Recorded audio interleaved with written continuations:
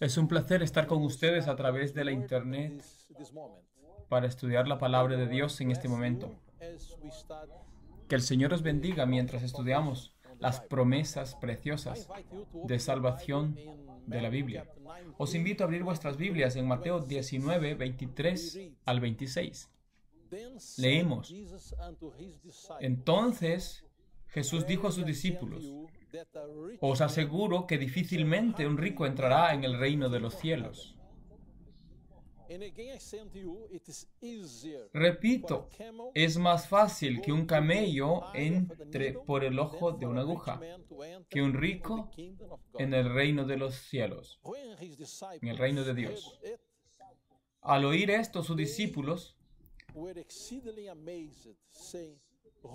se espantaron en gran manera y dijeron: Entonces, ¿quién podrá salvarse? Jesús los miró y dijo: Eso es imposible para los hombres, pero para Dios todo es posible. ¿Qué les está diciendo Cristo a ellos? Es imposible que el hombre alcance salvación por sí mismo. Él declara: para los hombres es imposible, pero para Dios todas las cosas son posibles. ¿Cuál es nuestra conclusión? El hombre no puede salvarse a sí mismo. Solo Dios puede salvarle. Veamos cómo Dios obra la salvación del hombre. Cristo declaró claramente la condición para entrar en el reino del cielo. En Mateo 5:20, Él declaró: Porque os digo que si vuestra justicia no es mayor que la de los escribas y los fariseos, no entraréis en el reino de los cielos. Así Cristo declara que la justicia de Cristo no es, que la justicia de los fariseos no es suficiente. Necesitas una justicia superior para entrar al reino de los cielos. En Isaías 26:2 aprendemos que solo gente justa entrará al reino de los cielos. Leemos: Abrid las puertas y entrará la gente justa, guardadora de verdades. Aquí Dios está hablando de un pueblo justo. No habla solo de una persona, sino de un pueblo. Pero en verdad, ¿cuál es nuestra condición real? Por medio de Isaías, capítulo 64, verso 6, declara: Todos somos como suciedad, todos nuestros actos de justicia como trapo de inmundicia. Todos caímos como hojas secas, y nuestras maldades nos arrastraron por el viento, como el viento. En Romanos capítulo 3, verso 10 al 20, encontramos un diagnóstico de la condición humana. Pues está escrito: no hay justo, ni aun uno. No hay quien entienda. No hay quien busque a Dios. Todos se desviaron, se echaron a perder. No hay quien haga lo bueno. No hay ni aun uno. Sepulcro abierto es su garganta. Con sus lenguas urden engaños. Veneno de áspides hay en sus labios. Su boca está llena de maldición y amargura. Sus pies se apresuran a derramar sangre. Quebranto y desventura hay en sus caminos. No conocen camino de paz. No hay respeto de Dios ante sus ojos. Pero sabemos que todo lo que dice la ley, lo dice a los que están bajo la ley, para que toda boca se cierre y todo el mundo sienta su culpa ante Dios. Porque por las obras de la ley, ninguno se justifica ante Dios. Porque por la ley se alcanza el conocimiento del pecado. Ahora, hermanos, cuando aceptamos la verdad, especialmente al llegar a ser reformadores o adventistas, intentamos obedecer la ley de Dios. Pero la ley no nos puede salvar. La ley señala nuestros pecados y nuestra condenación. La ley es un medio de detectar el pecado en nuestra vida. No es para salvarnos. Ahora, la única forma de alcanzar justicia perfecta es por la fe. Continuemos leyendo en Romanos capítulo 13, el verso 21 en adelante. Pero ahora, aparte de toda la ley, la justicia de Dios se ha manifestado, respaldada por la ley y los profetas. Cuando ya estamos cansados de intentar obedecer la ley por sí mismos y estamos decepcionados, frustrados, entonces el Espíritu Santo nos guía a mirar a Jesús. Aquí el apóstol usa la expresión, pero ahora, aparte de la ley, la justicia de Dios se ha manifestado, respaldada por la ley y los profetas. Es cuando vemos a Cristo en el Calvario, cuando vemos que Él desarrolló en su vida justicia perfecta, un carácter perfecto, y que pagó por nuestros pecados en la cruz. Cuando le vemos, recibimos por fe su perfecta justicia. Somos declarados justos. Y la misma ley testifica que somos justos, pues recibimos la justicia de quien es el autor de la ley. Entonces, somos considerados justos. El verso 22 dice, la justicia de Dios por medio de la fe en Cristo Jesús, para todos los que creen en Él. Porque no hay diferencia. ¿Por qué recibimos la justicia de Cristo? Porque creemos en Él. Creer en Él significa confiar en su justicia perfecta. Así, su justicia nos es imputada, puesta a nuestra cuenta ante Dios. Porque no hay diferencia, por cuanto todos pecaron y están destituidos de la gloria de Dios. Ahora, en el verso 24 leemos, y son justificados gratuitamente por su gracia, mediante la redención realizada por Cristo Jesús. Hermanos, deseo haceros notar esta expresión aquí. Son justificados gratuitamente por su gracia, mediante la redención realizada por Cristo Jesús.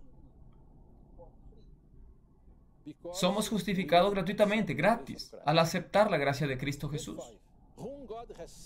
Ahora en el verso 25. A quien Dios puso como medio de perdón por la fe en su sangre. Aquí el apóstol repite consecutivamente, fe, fe, fe. Justificados por la fe, justificados por gracia, justificados gratuitamente. A quien Dios puso como medio de perdón por la fe en su sangre, para demostrar su justicia al haber pasado por alto, en su paciencia, los pecados pasados, con el fin de mostrar su justicia en este tiempo, para ser Él a la vez el justo y el que justifica al que tiene fe en Jesús. Hermanos, este es un punto importantísimo. La justicia de Dios demanda que el pecador sea destruido, pues ha pecado. Pero a la misma vez, cuando creemos en Cristo, Dios nos acepta, nos justifica, nos declara justos y nos hace justos.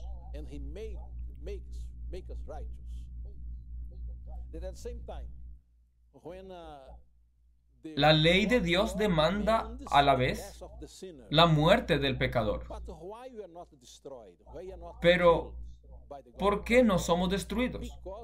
¿Por qué no somos muertos por la gloria de Dios?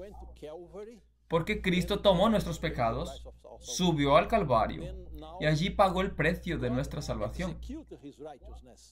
Así Dios ejecutó su justicia, castigando a Cristo en nuestro lugar.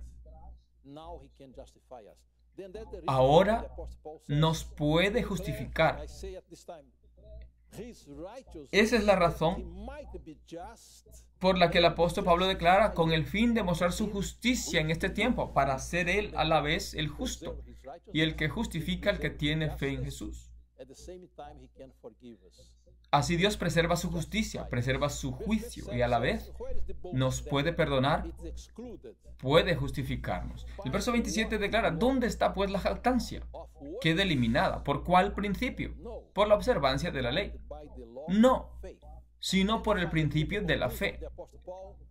Ahora llegamos a la conclusión del apóstol Pablo sobre este asunto. Así concluimos que el hombre es justificado por la fe sin las obras de la ley. Pablo ha aclarado que somos justificados por la fe sin las obras de la ley. En el libro Camino a Cristo, la página 14, leemos: nadie sino el Hijo de Dios podía efectuar nuestra redención, porque solo Él, que estaba en el seno del Padre, podía darle a conocer. Solo Él, que conocía la altura y la profundidad del amor de Dios, podía manifestarlo. Nada que fuese inferior al infinito sacrificio hecho por Cristo en favor del hombre podía expresar el amor del Padre hacia la perdida humanidad. Hermanos, cuando estudiamos la vida de Cristo, hallamos que su vida entera fue una vida de amor, de gracia, de misericordia. Su misión plena obraba para la salvación del hombre. Fue una representación perfecta del carácter del Padre. Ahora, en Romanos 1, 16 y 17, el apóstol Pablo declara: porque no me avergüenzo del Evangelio, porque es poder de Dios para salvación a todo el que cree, primero al judío y también al griego. Pablo usa aquí la expresión judío y griego para referirse a la humanidad, a dos clases de gente: gente que tiene conocimiento de Dios y gente que no tiene conocimiento de Dios. Usa la expresión judío y griego, porque en el Evangelio la justicia que viene de Dios se revela de fe en fe, como está escrito: el justo vivirá por la fe. Así que, hermanos, nuestra aceptación, nuestra justificación y nuestra santificación, nuestra continua vida cristiana, depende de nuestra fe en Cristo. Hablando sobre la epístola a los Romanos, encontramos en Hechos de los Apóstoles, la página 373, lo siguiente. En su epístola a los Romanos, Pablo expuso los grandes principios del Evangelio. Declaró su posición respecto a las cuestiones que perturbaban a las iglesias judías y gentiles, y mostró que las esperanzas y promesas que habían pertenecido una vez, especialmente a los judíos, se ofrecían ahora también a los gentiles. Con gran claridad y poder, el apóstol presentó la doctrina de la justificación por la fe en Cristo. Esperaba que otras iglesias también fueran ayudadas por la instrucción enviada a los cristianos de Roma. Pero cuán oscuramente podía prever la intensa influencia de sus palabras. A través de todos los siglos, la gran verdad de la justificación por la fe ha subsistido como un poderoso faro para guiar a los pecadores arrepentidos al camino de la vida. Fue esta luz la que disipó las tinieblas que envolvían la mente de Lutero y le reveló el poder de la sangre de Cristo para limpiar el pecado. La misma luz ha guiado a la verdadera fuente de perdón y paz a miles de almas abrumadas por el pecado. Todo creyente cristiano tiene verdaderamente motivo para agradecer a Dios por la epístola dirigida a la iglesia de Roma. Bien, hermanos, ya hemos mencionado que somos justificados por la fe. Ahora veamos cuál es el resultado de esta justificación. ¿Cuál es el fruto de la justificación? Veamos Romanos 5, versos 1 al 10. Así, habiendo sido justificados por la fe, estamos en paz con Dios por medio de nuestro Señor Jesucristo. El primer resultado presentado aquí en el verso 1 por el apóstol Pablo, al ser justificado por la fe, es paz con Dios. Nuestra enemistad contra Dios ha finalizado. Ahora tenemos paz para con Dios. El verso 2 dice, por medio de Él tenemos también acceso por la fe a esta gracia, en la cual estamos firmes, y nos alegramos en la esperanza de la gloria de Dios. Pablo agrega que al ser justificado por la fe tenemos paz con Dios. Tenemos la esperanza de la salvación. Dice, nos alegramos en la esperanza de la gloria de Dios. Ahora vemos esta pregunta. ¿Cuándo se manifestará la gloria de Dios? En la segunda venida de Cristo. Entonces aquellos que aceptaron la justificación por la fe estarán listos para la venida de Cristo, la segunda venida de Cristo, pues allí recibiremos la gloria de Dios. En el verso 3 dice, y no solo esto, sino que nos alegramos aún en las tribulaciones. Recibimos poder para enfrentar las tribulaciones, al saber que la tribulación produce paciencia, y la paciencia produce un carácter aprobado, y la aprobación alienta la esperanza. Aquí se nos menciona esperanza de nuevo. Y la esperanza no avergüenza, porque el amor de Dios está vertido en nuestro corazón por medio del Espíritu Santo que nos ha sido dado. Porque cuando aún éramos débiles, a su tiempo Cristo murió por los impíos.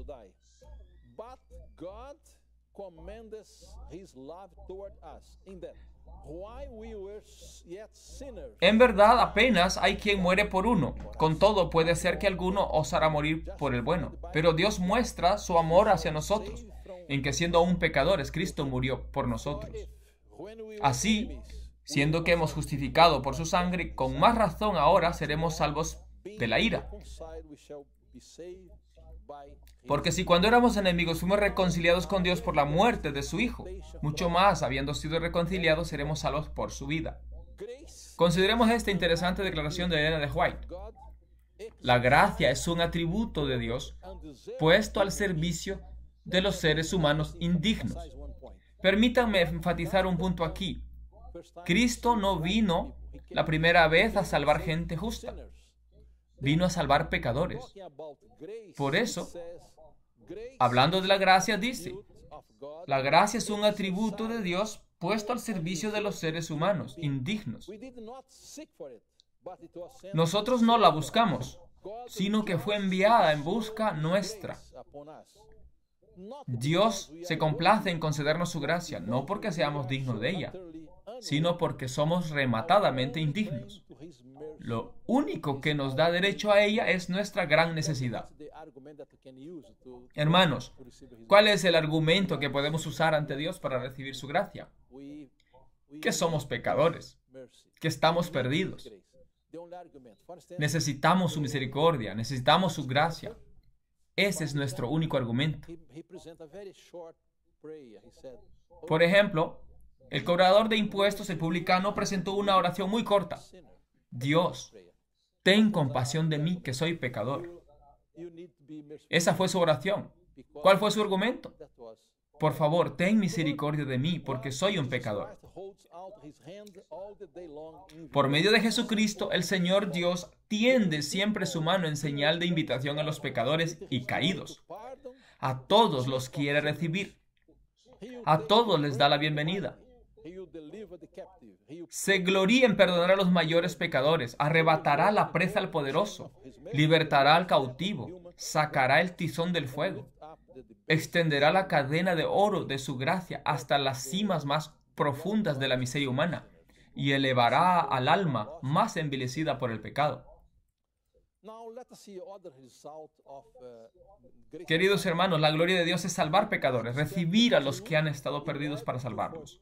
Veamos ahora otro resultado de la gracia de Dios. En Tito, capítulo 2, versos 11 al 14, leemos, porque la gracia de Dios, que trae salvación, se manifestó a todos los hombres. Con esto podemos proclamar que la gracia es para todo ser humano, toda la humanidad. Y nos enseña. Veamos el resultado de la gracia en nuestras vidas. A renunciar, nos enseña a renunciar a la impiedad y a los deseos mundanos y a vivir en este siglo sobria, justa y piadosamente, mientras aguardamos la bendita esperanza. Hermanos, cuando recibimos a Cristo como nuestro Salvador, adquirimos una bendita esperanza, la gloriosa aparición de nuestro gran Dios y Salvador Jesucristo, quien se dio a sí mismo por nosotros, para redimirnos de toda iniquidad y purificar para sí un pueblo propio, celoso de buenas obras.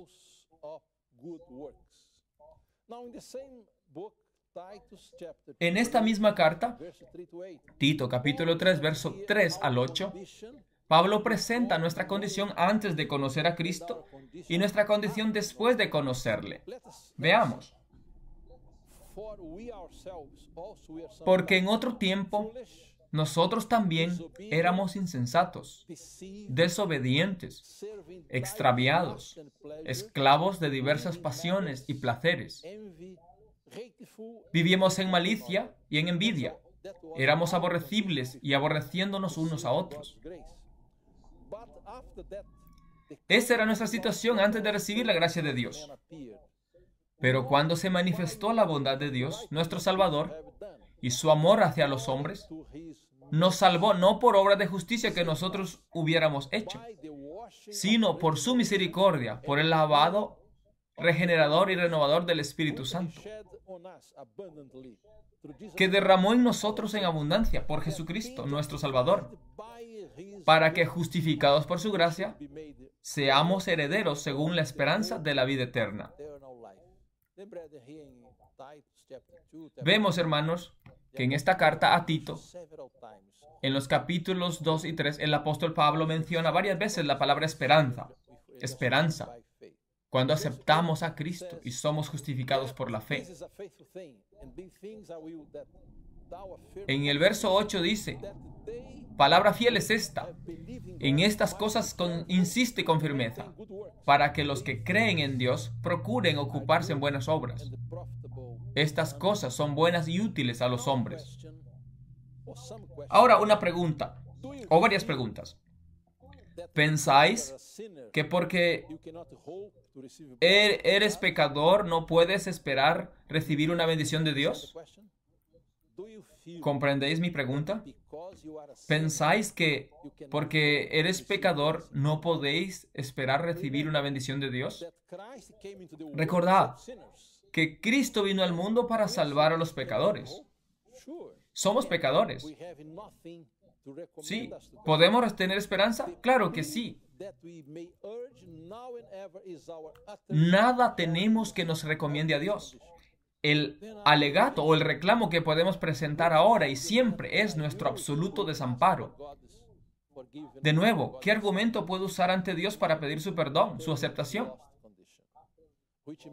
Es mi miseria, mi miserable condición perdida, que hace de su poder redentor una necesidad. Renunciando a toda dependencia de nosotros mismos, podemos mirar a la cruz del Calvario y decir, ningún otro auxilio hay. Indefenso acudo a ti. Si puedes creer, al que cree todo es posible. Marcos 9:23. La fe nos une con el cielo y nos da fuerza para contender con las potestades de las tinieblas. Dios ha provisto en Cristo los medios para contrarrestar toda malicia y resistir toda tentación, por fuerte que sea. Pero muchos sienten que les falta fe y por eso permanecen apartados de Cristo. Arrójense estas almas conscientes de su desesperada indignidad en los brazos misericordiosos de su compasivo Salvador. No miren a sí mismas, sino a Cristo, el que sanó a los enfermos y echó fuera a los demonios cuando andaba con los hombres, sigue siendo el mismo poderoso Redentor. Echad mano, pues, de sus promesas como de las hojas del árbol de la vida. Al que a mí viene, no le echo fuera. Juan 6:37. Al acudir a él, creed que os acepta, pues así lo prometió. Nunca pereceréis si así lo hacéis. Nunca. Nunca pereceréis si así lo hacéis. Nunca.